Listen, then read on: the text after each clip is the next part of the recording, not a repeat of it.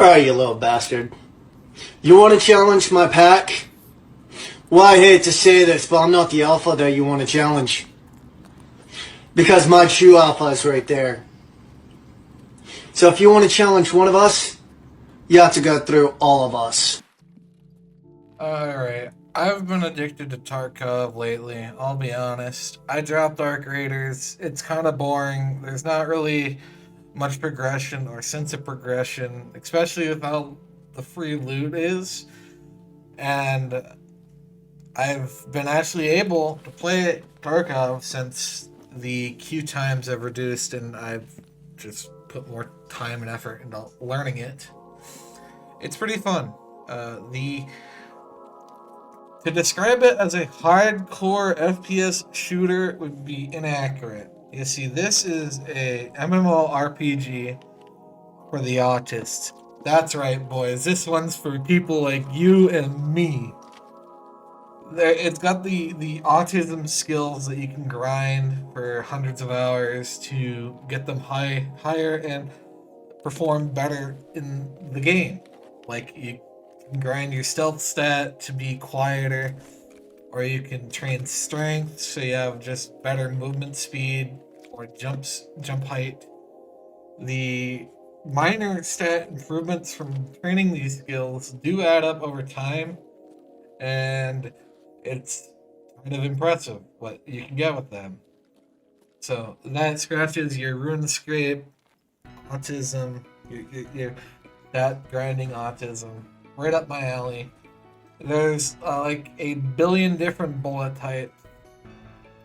That stuff is a little obnoxious to me, but I understand its purpose, and I'll get into that. The armor system has 6 tiers to it, so that combined with your bullets will make the PvP system more unique. Certain bullets can punch through certain tiered body armor.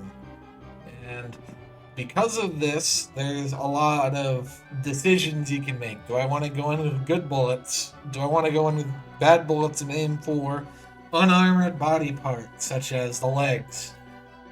Most helmets seem to have a easy access to the face, but I'll be honest, my aim has not been very great, and it's been very different of a FPS game to get into.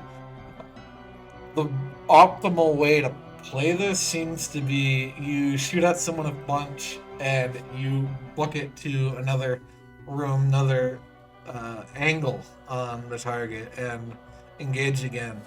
My current strategy, my preferred strategy is I turn into the rat guy from Harry Potter. I crawl around on all fours. I play dead. And then I wait, hold to the last second. And then when they don't expect it, I open fire. I had a fun situation where I sat on a couch pretending to be dead. The guy in the next door, there's a guy next door to me that got a duo ran up on him, so he was trying to 2v1. They ended up opening my door. I didn't immediately open fire. The One of the duos was trying to use my door for cover, so I kind of waited for like 10 seconds, 15 seconds into this fight before I just opened fired with my semi-automatic shotgun. And immediately after I killed the guy, I booked it out of there because I didn't want anything. I didn't want to be part of this party, man. Fighting's scary. Every time I get into a fight, I die super fast. So I learned to run away and potentially come back after regrouping. And that was a very exciting moment for me in the game. the loot, the Let me take a step back. The maps are very difficult to learn because of how punishing the game is.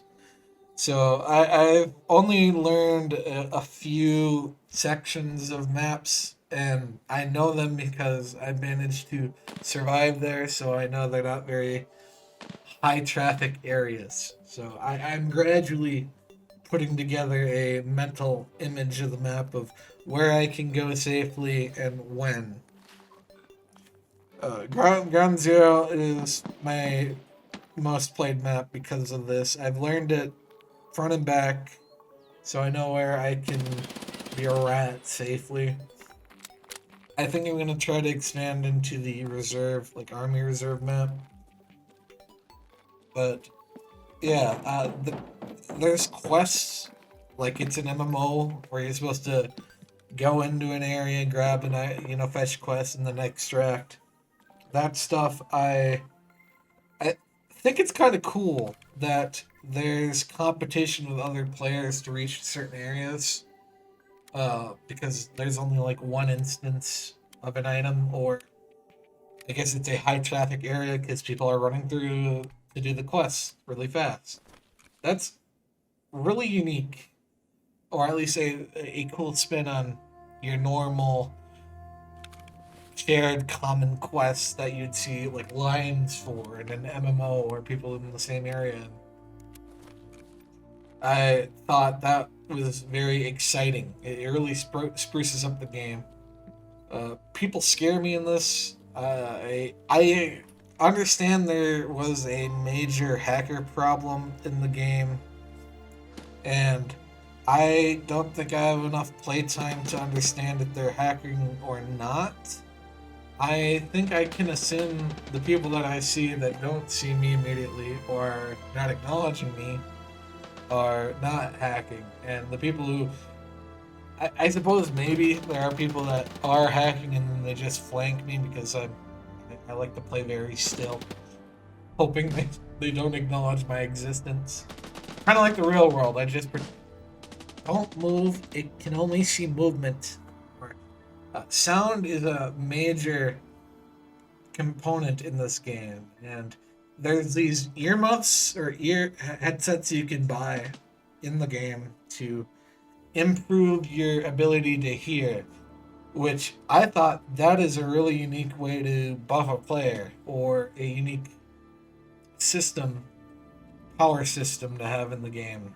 So there's a lot of unique ideas kicked around in this game that I think are really cool. Another would be just there's so much autistic button combinations you need to remember. That I am not sure I'm a big fan of. I died in a fight that I could have won because I didn't know how to check the gun jam I had and then clear the gun jam I had. Because that's two different sets of inputs. You have to hit L to inspect the gun, your counter strike, look at the knife, look at the gun, put it in your mouth, taste the gun, see what's wrong with the gun, and then shift T to actually do something about the jam. And that can lead to some exciting moments if you understand know how to resolve them. It's I wouldn't say it's frustrating because I'm going into this game understanding that hey, there's a huge amount of knowledge you need to pick up that it's just gonna take time. So yeah, you're gonna die from stupid deaths. The map design is kind of frustrating to pick up. You won't understand that hey, some of these signs you see, like a rifle scope painted on a wall or a crosshair on a person means don't go here. Yeah, I had to learn that the hard way quite a few times before I stopped walking into the minefields or the sniper areas, which they're not. These areas, they spawn bullets into you, or they spawn mines underneath your feet. It's not like a real minefield that you'd expect by hearing about it, where you could do something about it. No, these are just you go here, you're gonna take damage until you die, or go back to where you belong. Yeah, the gun modification system is pretty complex. I am starting to get a bit more into that. You need attachments for your attachments, or like rails to attach to, like adapters so you can put a compensator or silencer on it. All kinds of stuff you can do, which is really cool and unique, and it really helps you get more familiar or a unique gun as you go through a few raids with it. Maybe you start slapping on like a laser sight, or get a new foregrip for it, or a shotgun drum magazine. I like to play with the shotguns quite a bit because I don't feel like dying with them will be upsetting. There's bosses in the game which are pretty scary. Probably not as scary on your main character, but if you're doing your scavenger runs, which is like you can play as a scavenger once every 30 minutes, and if you extract, you get to keep the stuff. So that's the brokest you'll ever be, is playing as a scavenger. Um, Fortunately, if you play like a rat like me, it's very hard to go broke. So I haven't really, I've kind of lost the need to play as the scavenger, unless I'm trying to learn a new map. In which case, I'm probably going in there and expecting to die as a scavenger. Um, but these bosses that are uh, sort of random, they will target your scavenger. The other AI scavengers would not normally attack you as a scavenger, but the bosses always will. So you end up in a weird situation of, well, that is clearly a bot, but do I understand if that's a boss that just happens? Like, I've died to the bosses a few times because I just didn't understand it was a boss, I guess.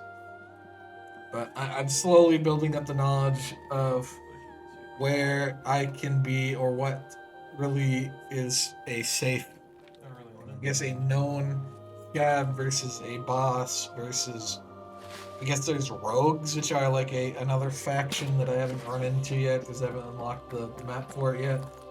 Uh, would I recommend this game?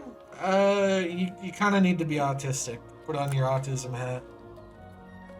It's I don't think it's as hardcore as people say it is. But the combat, like the vibes, the player experience has been very exciting and engaging, and it would not be as exciting if I didn't lose stuff on death, like having some sort of penalty for dying. It really makes you get more attached to your loadout, whereas in Arc Raiders, I would die and I wouldn't really feel bad about it anymore. And yeah, I wanted to make another comment about the reserve map. It's like a military base. It's got like an underground bunker. It's like a maze. I like to play like a rat, so as I'm trying to learn this new map, it's very hard to find the extracts. Like, you're going through basically a labyrinth. There's like a Call of Duty Black Ops zombie style Easter egg you gotta do. You gotta flip a switch on the other side of the bunker. You gotta run all the way to like another part of the bunker. Hit another switch, the door will slowly open, then you can extract. But like, as a rat, I like to take my time. It's very hard to find my way around. So there's definitely a really strong learning curve for the map knowledge. And if you don't play like a rat where you sneak around and wait for like 20 minutes into a raid to start exploring, you're going to get punished harshly and die pretty fast and not learn the maps. So, fortunately, it seems if you have a mic, the players are cool sometimes. I just got out of a raid where I was just looking around in the bunker for like 15 minutes. The timer was like 5 minutes remaining. Some guy happened to be coming down the stairs. I asked him, "Yo, bro, are you real?" Because again, these people could be AI scavs. He responds on mic, being like, yeah, you cool? And I just tell him, man, I'm just trying to extract. I don't know what the hell I'm doing. And this guy showed me the way, and he didn't stab me in the back. What an absolute king. And yeah, that is such a exciting moment because both of us have shit on us that we don't want to lose, obviously because we're trying to extract. So it's kind of a bit nerve-wracking, but the tension is there that someone could be betrayed at any moment. So it's kind of a beautiful thing that can happen. Another thing about in that same raid, a player scav tried to trick me. I knew I read on like Reddit or something that you can use the voice lines to trick new players into thinking you're a AI scav, because AI scavs have terrible aim. It takes a little bit for them to start shooting at you because you don't want to get, like, it'd be really unfair if you get domed instantly when you run into an AI scav. So they end up having real players play more aggressive into them because you can get away with that. But I knew better. I knew the guy was stopping. He stopped when he heard my footsteps of my pawing around, my crawling around like a goddamn snake. He stopped moving. He started speaking Russian. I don't speak that fucking language. And then after long enough, he knew that okay, well, he knows that I know he's a real person, and he tried to push me.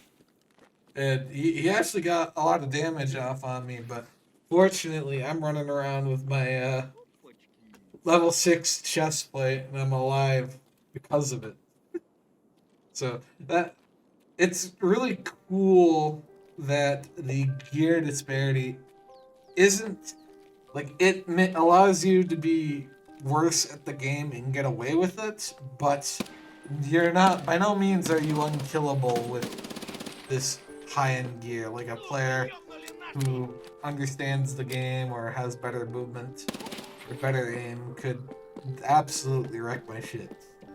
So I think that's kind of a difficult balance to strike, because if one party is too strong, you'll get arc raiders. If the player that gets the free shit is too strong, that's what you get. And otherwise, if the high-end gear is too powerful, the weaker players are going to get just curb stomped forever. So I understand there's a delicate balance to that dichotomy, and I think the game does it well. Getting a lot of enjoyment out of Tarkov lately, so that's all I got to say. I'm working on the Kingdom Hearts playthrough. My heroin addiction of Tarkov keeps interrupting my playthrough of it, but I'm about like 60 or 70% through the game now, so I think I can confidently say that will be the next video. Anyways, either subscribe, donate, or get the fuck out.